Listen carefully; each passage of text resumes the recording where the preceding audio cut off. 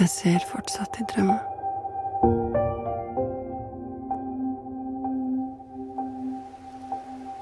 Jeg våkner, og det tar ofte noen sekunder før jeg husker at jeg ikke kan se.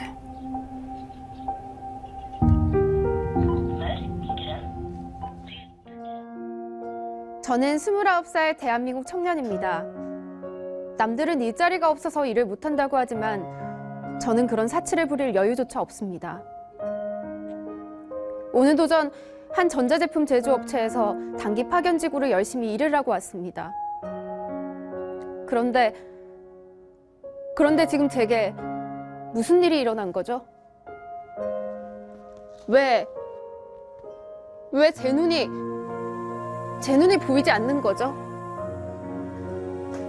전 단지 단기 파견직이라 해도 최선을 다해서 열심히 일만 했을 뿐인데 이젠 파란 하늘도 사랑하는 엄마 얼굴조차도 볼 수 없게 된 건가요?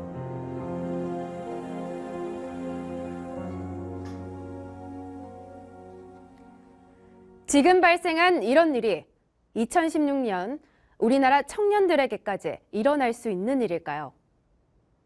메틸 알코올은 알루미늄을 자를 때 냉각제로 쓰이는 맹독성 물질입니다.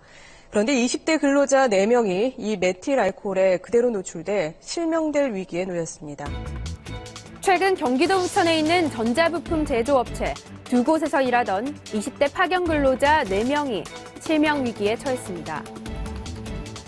29세 여성 근로자와 남성 근로자는 두 눈 모두 실명 위기에 놓였고 25세 남성 근로자는 왼쪽 눈은 실명, 오른쪽 눈의 시력은 손상됐다고 합니다.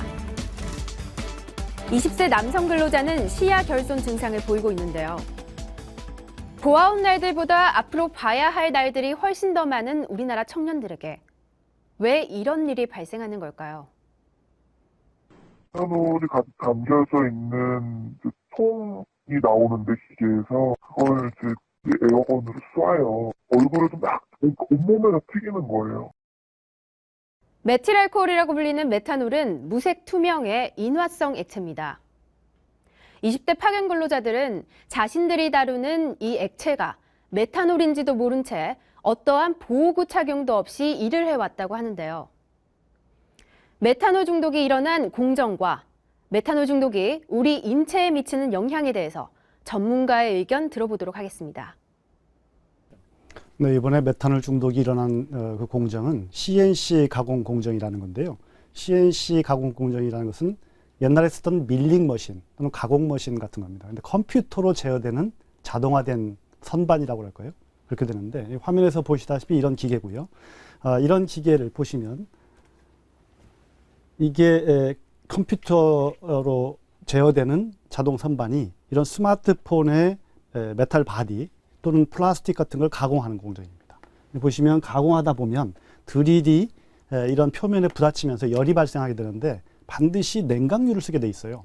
금속 같은 것은 석유 화학 제품에 그 냉각유를 썼고 요즘 나오는 알루미늄 바디나 플라스틱 같은 것은 고속 회전체, 정밀 가공을 위해서 고속 회전체를 쓰고 있는데 거기에는 물보다 점성계주가 낮은 알코올 같은 걸 쓰게 되어 있습니다.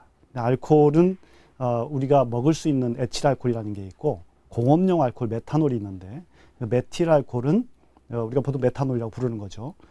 독성이 강해서 잘 사용하지 않도록 하고 있어서 여기도 냉각유에 에탄올을 쓰게 되어 있는데 이번에 사고가 난 데서는 에탄올 대신에 메탄올을 써서 메탄올 중독 사고가 일어난 겁니다. 1970년대가 아닌 2016년에 우리 대한민국에서 이런 화학물질 중독이 일어나는 원인은 무엇일까요? 여러 가지 이제 복합적인 이유가 있을 것 같습니다. 이번에 사건이 일어난 사업장은 뭐 그 큰 대기업의 하청. 우리가 보통 일반적인 용어로 이제 3차 벤더, 4차 벤더라고 얘기하는데 더구나 이번에 문제가 된 사업장을 보면 파견 근로자를 썼습니다. 그러니까 자기가 직접 고용한 근로자들이 아니고 인력 공급 업체에서 인력을 받아서 약 3개월 단위로 그 계약을 하고 작업을 한 것 같습니다. 그러니까 산업보건의 기본 관리라고 하는 것이 작업 환경 관리와 근로자의 건강 관리를 해야 되는데 그런 사항들이 이루어지지 않았고 더구나 이러한 유해 물질에 대한 정보를 전혀 알지 못했던 것 같습니다.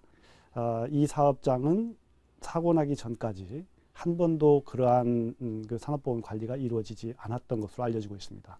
이렇게 되니까 이게 아마 더구나 이게 그 직영 근로자들이었으면 오랫동안 계속 노출되면서 문제 제기가 됐거나 또 그 문제들이 파악이 됐을 텐데 짧은 기간 동안 계속 파견 근로자를 써서 로테이션이 되다 보니까 놓치고 지나갔고 그 중에 이번에 급성 중독 사례가 사실은 좀 우연한 기회가 돼서 발견이 된 것 같습니다. 지금 우리나라에는 메틸알코올 취급업체 가운데 관리가 취약한 것으로 우려되는 사업장이 무려 3,100곳 이상이 있고 부천의 전자제품업체와 유사한 작업 공정을 진행하는 곳도 무려 8곳이나 됩니다. 노동부는 이 사고를 계기로 작업장에 대한 감독 및 점검에 나서고 있는데요. 사고가 일어나기 전에 철저하게 점검을 했더라면 하는 아쉬움이 남습니다. 우리 대한민국 청년들이 다치지 않고 질병에 걸리지 않고 마음껏 일할 수 있는 작업장.